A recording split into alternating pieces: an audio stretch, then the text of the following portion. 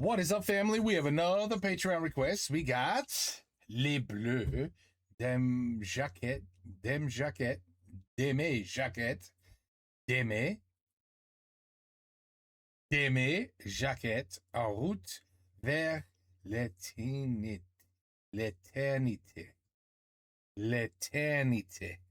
Eternity. On the road towards eternity. The Blues, something jacket. Tip up.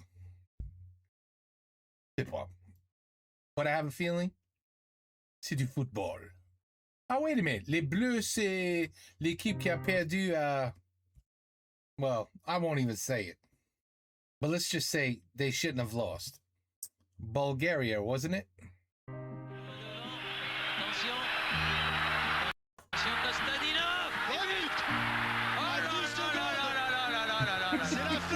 I love that.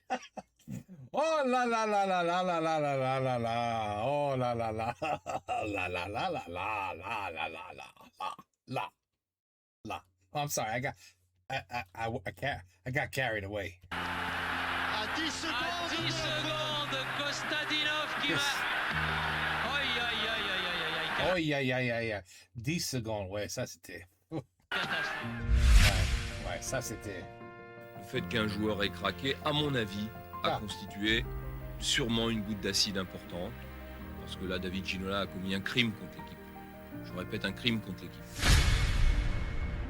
Le nom d'Emile Kostadinov résonne encore comme un traumatisme depuis cette soirée de novembre 93 sur laquelle nous sommes revenus en détail. Battu par Israël et la Bulgarie lors des 2 derniers matchs comptant pour les éliminatoires du Mondial 94, la France passe encore à côté d'une grande compétition internationale. Mais, you guys just won the PSG 2 fois. That is something to be proud of. À cet échec de trop, Gérard Rouillet démissionne et c'est son adjoint Aimé Jacquet qui reprendra les rênes de la sélection en 1994. Le premier objectif sera de qualifier les Bleus pour l'Euro 96 qui passera de 8 à 16 participants afin de préparer au mieux l'objectif majeur, France 98. Et avec des piliers comme Desailly, Deschamps et Blanc, ainsi que les grands talents du moment, peut-être que le jour de gloire est enfin arrivé. Yeah.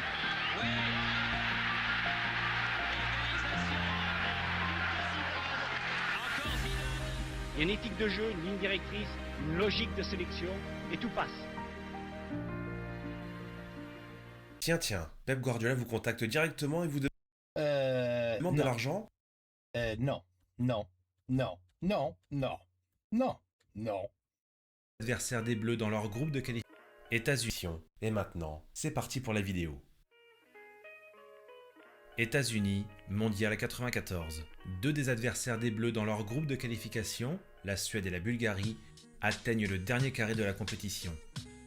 Mais bon, pas de quoi consoler l'équipe de France qui, bien sûr, aurait aimé de la fête, mais c'est peut-être une preuve que tout n'est pas à jeter. Et si le match de la Bulgarie est au cœur du mauvais souvenir, en réalité le vrai moment où l'équipe de France a perdu sa qualification pour le mondial, c'était lors du match précédent contre Israël qui n'avait pas gagné un seul match depuis plus d'1 an. Ouais. Ça, c'est inexcusable. Ouais. Mais hormis ce triste épisode, les Bleus enchaînaient les bonnes séries et surtout produisaient du jeu. En clair, pour dresser le contexte, on n'est absolument pas dans la situation de Naïsna en 2010, où là, l'équipe de France, c'est peu dire, était en ruine. Il fallait absolument tout reconstruire. Mais c'est important de dire que début 94, c'est pas du tout ça. Il y a un traumatisme forcément, et certains joueurs désirent même faire une pause pour prendre du recul avec l'équipe de France, mais le nouveau sélectionneur Aimé Jacquet peut dès le départ compter sur un noyau de joueurs qui peut lancer son règne à la tête des Bleus. Car avant le début des éliminatoires pour l'Euro 96, les Français disputeront une série de matchs amicaux, le temps pour lui de faire des essais et d'intégrer de jeunes talents. Et Aimé Jacquet va avant tout s'en remettre à ces hommes forts dont les Bleus ne peuvent se passer à ce moment-là, David Ginola et surtout le King de Manchester, Eric Cantona, en choisissant notamment ce dernier pour porter le brassard de capitaine. Et le premier match de Jacquet à la tête des Bleus est tout sauf un cadeau, un périlleux déplacement au Stadio San Paolo de Naples pour y affronter l'Italie, futur finaliste du Mondial 94. La squadra du très célèbre sélectionneur Arrigo Sacchi compte dans ses rangs des profils tels que Baggio, Maldini, Baresi et Costa Curta. De son côté, face au 4-4-2 italien, le tout premier 11 titulaire d'Aimé Jacquet va créer dans ce 4-3-3 un surnombre au milieu de terrain avec Djorkaeff, Dédé et Niaco, et sur cette passe de Ginola,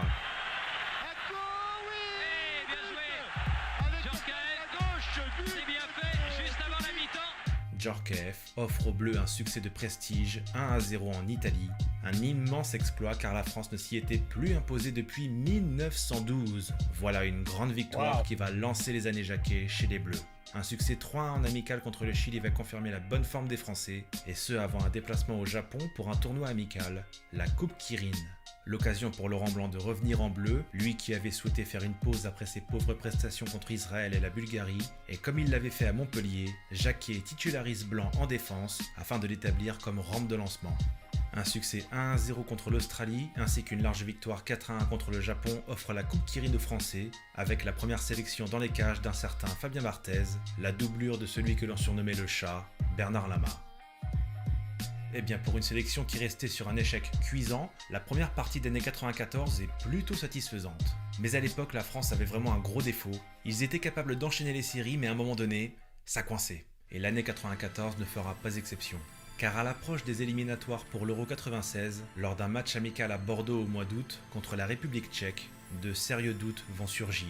Menée 2-0, la France est très mal embarquée dans ce match où elle semble clairement en dessous, si bien qu'à l'heure de jeu, Aimé Jacquet tente un coup en lançant le jeune espoir des Girondins de Bordeaux à la place de Corentin Martins, orné de son numéro 14, un certain Zinedine Zidane honore sa première sélection en bleu. Je ne sais pas si c'est une grosse affaire de rentrer dans une équipe de France menée 0-2 lors d'un match amical de début. This is how you find out who is good and who is not good. I mean, this is how it works. Happens here too in the NFL. Sometimes in preseason or in a game that doesn't even matter anymore, you start to see a player who's like, you're like, holy shit, where did he come from? Like, oh, he was on the bench for like 6 months. Like, what? Why isn't he playing? He's amazing. That's how you got to find. Or sometimes you're like, oh yeah, now I know why that guy sucks. All right, put him back. And you're gonna... Penses-tu, Thierry, le jeune Zinedine va déjà... Oh, he just broke his ankles. He just broke his ankles. Penses-tu, Thierry, le jeune Zinedine va déjà montrer toute l'étendue de son talent à la 85e minute. Yep. Like, what do we 2 have minutes plus here? tard, Wow. Zidane signe le doublé Zidane, en marquant who's le this? deuxième but sur corner, et quelque chose nous dit que ce n'est pas la dernière fois qu'on verra ça. La France s'arrache le match nul de partout, et le moins qu'on puisse dire, c'est que le jeune Zinedine, 22 ans, a parfaitement réussi ses débuts. Ça m'était jamais arrivé de marquer 2 buts dans un seul match, toute catégorie, que ce soit cadet, minime, espoir, donc 2 buts c'est beau. No De kidding, quoi c'est lancer bon. le top départ pour les éliminatoires de l'Euro 96, mais là encore, le bas blesse. En commençant par 3-0-0 consécutifs, dont un Ça plutôt commence. encourageant contre la Roumanie qui sortait d'un très bon mondial 94. Certes, il y a du talent dans ce groupe, avec les jeunes bordelais, Lizarazu, Dugarry et Zidane, le Snake Yuri Djorkaeff, un des leaders techniques, ainsi que l'aura d'un Didier Deschamps au milieu de terrain et d'un Laurent Blanc en défense. Tout cela confirme que le noyau est en train de prendre forme. En revanche, il y a un élément qui pose vraiment problème, le secteur offensif. Sans l'efficacité d'un JPP, l'équipe de France perd sa fluidité en attaque. L'ancien Marseillais sera néanmoins de retour lors du déplacement en Azerbaïdjan, mais en plus de la volonté d'Aimé Jacquet de donner plus de temps de jeu à Zidane, des soucis physiques vont définitivement écarter le Ballon d'Or 91 de l'équipe de France. Et pour ne rien arranger, en janvier 95, l'autre attaquant des Bleus, Eric Cantona, pète littéralement les plombs avec son club Manchester United. Bilan, une sanction très lourde, 8 mois de suspension en club. La France devra donc finir ses éliminatoires sans lui. Wow. Ces Bleus bouclent l'année 94 invaincus et débutent l'année 95 par un autre succès de prestige, cette fois sur le terrain des Pays-Bas, 1-0 grâce à un but de Patrice Loco. Seulement voilà, ce n'était qu'un match amical. La France a grandement besoin de prendre des points en qualification lors d'un déplacement en Israël, mais c'est un nouveau 0-0, le 4e en 5 rencontres dans ces éliminatoires. This time you're gonna beat Israel. There's no excuses this time. La situation est très préoccupante. Désormais, l'équipe de France doit éviter tout faux pas, sans quoi il risque de dire très vite adieu à l'Euro. Heureusement, le succès 4-0 à domicile contre la Slovaquie va leur procurer un bol d'air frais. Very Autant nice. la France qui n'encaisse pas de but avec l'excellent portier Bernard Lama, on connaissait, mais la France qui en met 4 d'un coup, c'est une première depuis un an. Le sélectionneur semblait enfin avoir trouvé la bonne formule, mais les Bleus retombaient las dans leur travers. Face à la Pologne au Parc des Princes, après 800 minutes d'invincibilité en bleu, Bernard Lama encaisse un but et les Bleus se retrouvent en très mauvaise posture. Here we go again. Pourtant, ce n'est pas faute d'essayer car il y a du jeu et les Bleus n'hésitent pas à frapper au but. Wow. Wow. Mais la naïveté des tricolores va leur jouer des tours, puisque le jeune Lizarazu va se laisser intimider par les Polonais.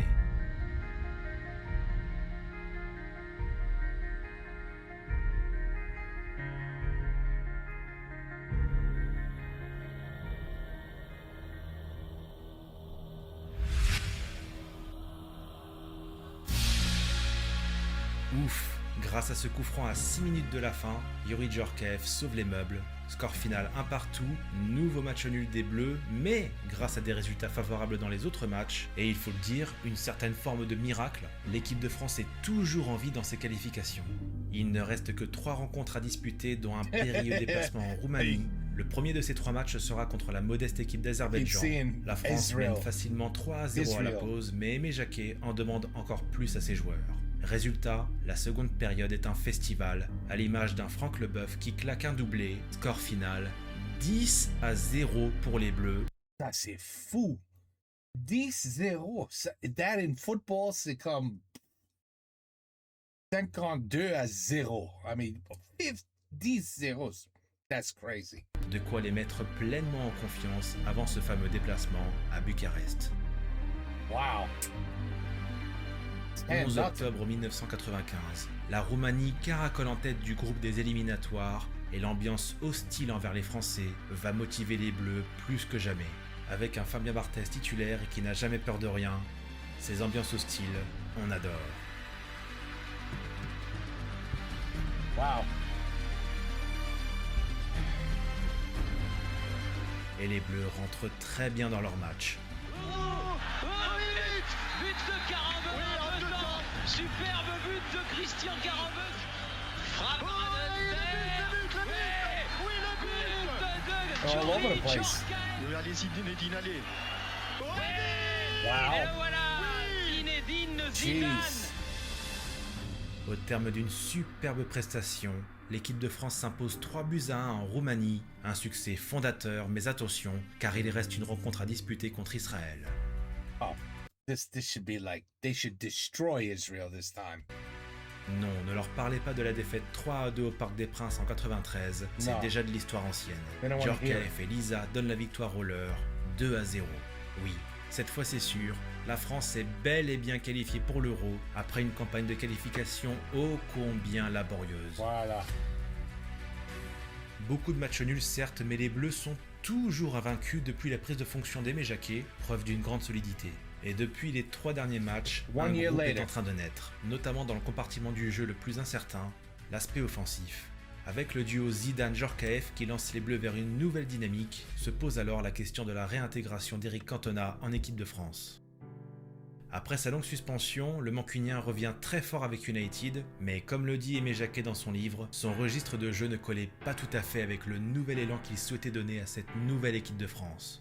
L'Euro 96 se profile et il faut faire un choix très difficile qui ne sera certainement pas compris par tous. Aimé Jacquet décide de se passer de Cantona pour l'Euro 96, un énorme déchirement pour le King. Why? La décision fut en revanche plus simple concernant David Ginola, car malgré ses bonnes prestations en Angleterre, il n'a pas su convaincre le staff des Bleus de le garder. Des choix forts mais purement basés sur un aspect sportif, contrairement à ce que disaient certains médias. Et c'est là qu'Aimé Jacquet va vraiment commencer à privilégier la notion de groupe, d'un collectif qui malgré tout a su arracher sa qualification pour l'Euro, sans Ginola et sans Cantona. Alors selon lui, il faut poursuivre dans cette voie, sans même risquer de perdre l'équilibre et la percussion d'un groupe qui s'est forgé à Bucarest. En vue de l'Euro, la France dispute beaucoup de matchs amicaux afin de développer les automatismes et surtout régler une question fatidique: qui portera le brassard de capitaine ? Depuis la suspension d'Éric Cantona, Aimé Jacquet a fait tourner le brassard entre ses cadres, Bernard Lamarre, Marcel Desailly, Éric Dimeco, mais son choix s'arrêtera sur Didier Deschamps. Un leader dans l'âme qui prend énormément la parole dans le vestiaire, et surtout un homme de confiance d'Aimé Jacquet. Et comme cet Euro 96 sert de rampe de lancement pour le mondial en France, sauf blessure, Dédé sera vraisemblablement le capitaine en 98. Cette grande répétition générale doit servir à Aimé Jacquet et à son staff, et cela ne fait rien s'il y a des erreurs commises durant cet Euro. Justement, on est là pour ça, afin de ne surtout pas les reproduire en 98. Se préparer, s'organiser, anticiper, faire avec les imprévus. Le staff d'Aimé Jacquet s'est parfaitement préparé à cette échéance, et ils le savent d'avance, tout ne sera pas parfait. Première déconvenue à la veille du rassemblement avant l'Euro 96, Zidane a eu un accident de voiture. Sans gravité. Mais néanmoins, une petite gêne au niveau de son postérieur va le contraindre dans son pouvoir d'accélération. Cela ne l'empêchera pas de participer à l'Euro, car à l'image de Platini qui n'était pas non plus à 100% au Mondial 86, un meneur de jeu technique reste un atout indispensable dans une équipe. Au premier tour, les Bleus retrouvent la Roumanie, contre laquelle ils bénéficient d'un grand avantage psychologique suite à Bucarest. La France réussit son entrée en lice en s'imposant 1-0 sur un but de Bulgarie, mais sera ensuite tenue en échec un partout par l'Espagne qui n'avait pas perdu depuis 2 ans. Rien d'affolant donc, et ce avant de conclure leur phase de groupe par une victoire 3-1 contre la Bulgarie avec un gros sentiment de revanche. Et pour le symbole, Laurent Blanc marque, lui qui s'était senti coupable sur le but de Kostadinov en 93. Cette fois, l'histoire finit bien et les vieux démons du passé sont définitivement enterrés. Pour la première fois depuis 1986, 10 ans plus tard, l'équipe de France passe le premier tour d'une grande compétition internationale. Et le quart de finale face aux Pays-Bas sera un duel fermé. Ouh, Desailly qui contrôle du bras dans la surface. Heureusement, l'arbitre n'a vu qu'un coup franc. Les Français s'en sortent bien, très bien même. Bernard Lamas sauve les Français à Anfield, mais Djorkaeff manque le but en or en prolongation. Tout se décide lors de la séance de tir au but. Et finalement, Lamas stoppe ce tir de Seedorf, et les Bleus se hissent dans le dernier carré de l'Euro pour y retrouver la République tchèque. Sur le plan défensif, cette équipe de France très dure à manœuvrer affiche une solidité implacable, mais une fois de plus, ces Bleus manquent cruellement de réalisme. Carambeu était suspendu et Deschamps s'est blessé la veille à l'entraînement. Et sans son capitaine, ce n'est plus la même chanson. Et le fait d'avoir fait jouer Dédé aussi intensément la veille à l'entraînement, Aimé Jacquet s'en est toujours voulu. Au moins à l'avenir, il saura retenir la leçon.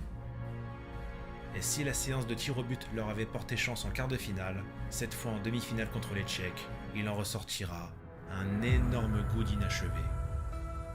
High five.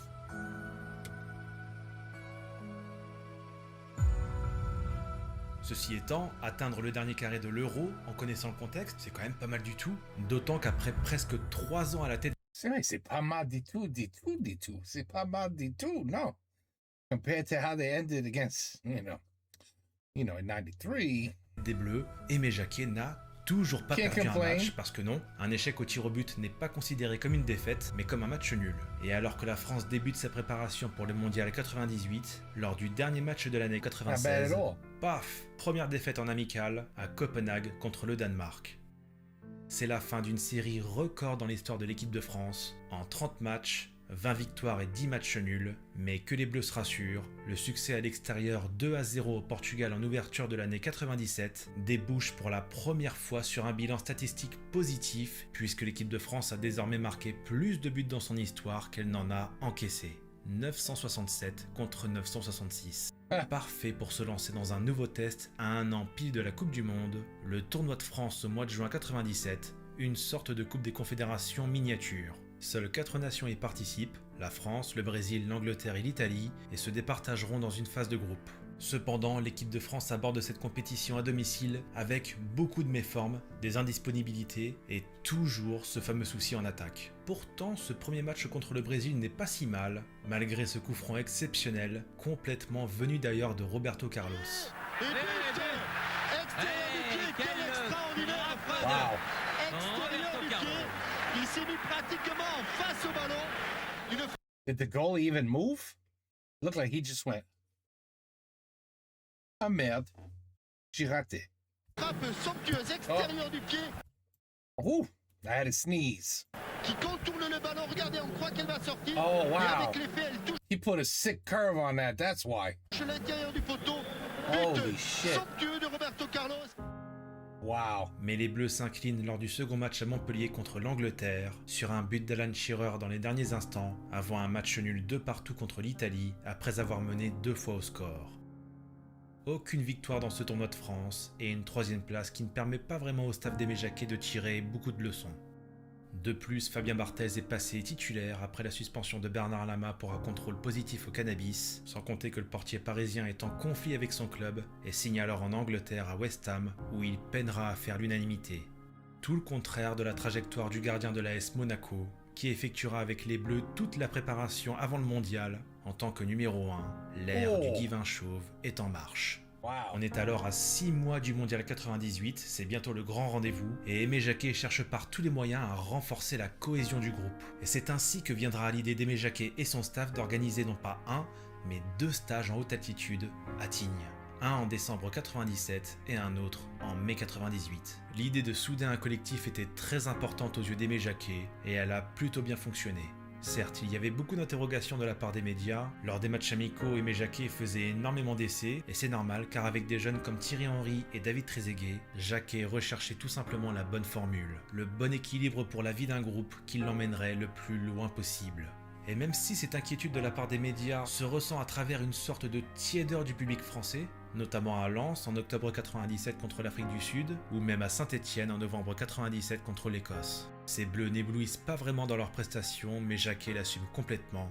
Et non, on ne peut pas briller tout le temps. Pourquoi briller dans les matchs qui ne comptent pas si c'est pour le jour J se vautrer?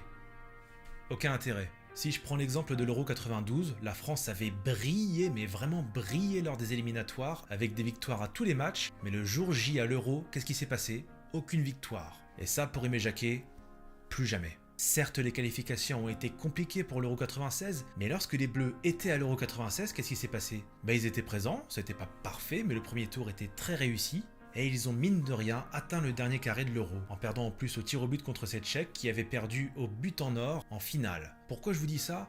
C'est pour vous dire qu'en fait, entre l'équipe de France et le Gotha des grandes sélections, il n'y a pas grand chose. Non. Et ça, à l'époque, les médias français, ils l'oublient. Et si la question peut légitimement se poser aujourd'hui avec l'équipe de France sous Deschamps, et d'ailleurs, on se la pose souvent, est-ce que l'équipe de France peut être belle tout en ayant de bons résultats? Voilà, ça déclenche pas mal de débats en ce moment. La France, elle a toujours su être belle. En 58, elle était très belle. En 82, 84, 86, le jeu de l'équipe de France était porté vers l'avant. Mais il lui manque encore cette culture du résultat. Quitte à faire moins de spectacles, ce qui compte, c'est d'être prêt le jour J. Mais surtout, les cadres de l'équipe de France, Didier Deschamps, Zinedine Zidane, Laurent Blanc, Marcel Desailly, Lilian Thuram et Youri Djorkaeff se sentaient parfaitement concernés. Et ça, pour Aimé, c'était ultra important de savoir qu'il pouvait compter sur ces hommes de confiance. Qu'importe les incertitudes, à la limite, c'est normal qu'il y en ait. Je suis persuadé que si nous avions connu 6 mois à l'avance les réponses à nos questions, nous nous serions mis à ronronner tranquillement avant le début de la Coupe du Monde. Et là, danger.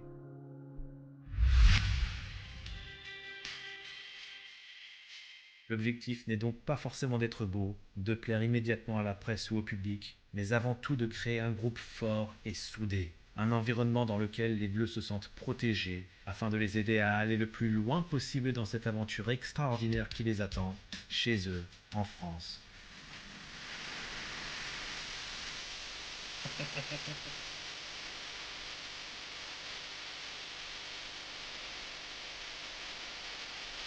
You guys have been pretty good for a long time, no?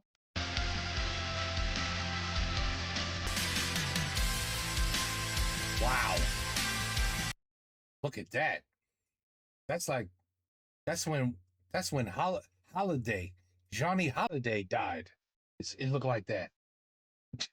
I mean, wow. Jacques Brel. Oh. Good, man. Brings back a lot of memories for some of you, I bet. Alors, tu vois, an incredible improvement. And by the way, I totally disagree with any coach who plays a team and says like you don't have to play so hard. This one doesn't really matter. You know what I mean? Like, we do that a lot over here. Teams that know they've already been in the playoffs, like they're in. So they start sitting the good players. They let all their backup players play, and then they get their asses whooped usually. And they're like, doesn't matter. We're in the playoffs. We're gonna win. It's okay. But you lose. First of all, your team might have been kicking ass like 8 wins in a row. So you lose the streak. The confidence changes. It's just, I feel like it's just the worst thing you could do. Because sometimes it only takes 1 or 2 bad games or people just not playing to lose that winning streak. I can't explain to lose what got you there. And I hate it when they do that with the American football. I hate that shit. It's like, I understand like if you're winning 42-10 and there's like 8 minutes left in the game. Yes, take your quarterback out so he doesn't get hurt. I get it. But when you sit out, like NBA does that too. The NBA does that, basketball. They sit out like all their star players. Just because, it's time to take a break, and then they get their ass kicked. And sometimes they start, and then they bring the star players back the next day or the next 2 days. And guess what? You get your ass kicked anyway. Because now everybody's starting to get rusty. They've lost their touch. They had a streak going. You know that expression, when you're on fire? Well, when you're on fire, you should not stop that. And that's what you do by just saying, don't worry about the next game. You don't have to play that hard. It's not even important. No, believe me, it's important. It's important. But anyway, this team thankfully proved that it can beat Israel. And they're fighters, and they came back, and they did it. They proved that they weren't that team that everybody remembered in '93. So, forget that shit. It was a bad day. Let's just not talk about it ever again. Concentrate on our team now. And they proved. They're still there. 10-0, people. I've never seen a game that's 10-0 ever in my life. That's crazy, 10-0. But anyway, voilà. Les Bleus, whatever, jacket.